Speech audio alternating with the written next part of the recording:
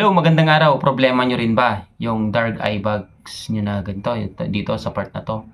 Yan, nangingitim. At yan ay mga nakukuha natin kapag tayo ay lagi nagpupuyat o kaya nagtatrabaho sa gabi o kaya prolong yung ating screen time.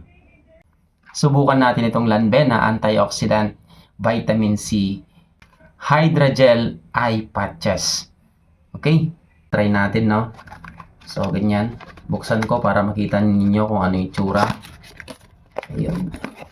So, heto po yung itsura niya. Meron siyang ayan, parang canister na maliit.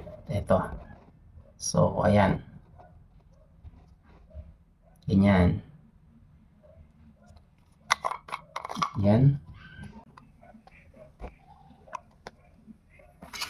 So, heto. Meron siyang parang, ewan ko kung anong tawag dito. Ayan, basta ganito siya. Tapos, pag binuksan natin, ayan, ito yung mga eye patches niya. So, ganyan mga itsura niya. Ayan o. Ayan. Ito, ganito. At heto na nga, try na nating ilagay itong ating eye patches. Ito. Ganito lang.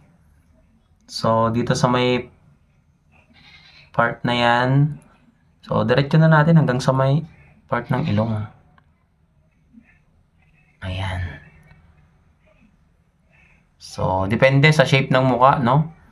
Ilapat nyo na lang ng maayos. Ayan. Tapos, itong isa naman. Ayan, kuha tayo ng isa. So, ito.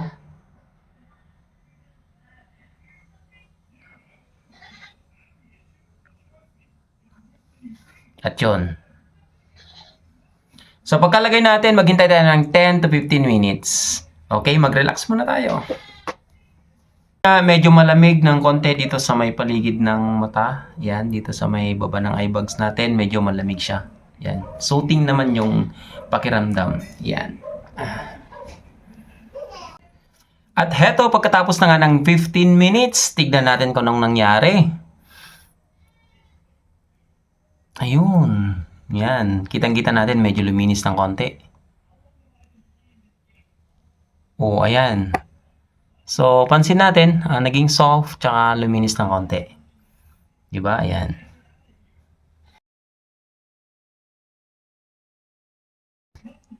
Ayan, at kung gusto nyo ma-experience yung product na ito, check nyo lang po, nakatag ito sa video na ito.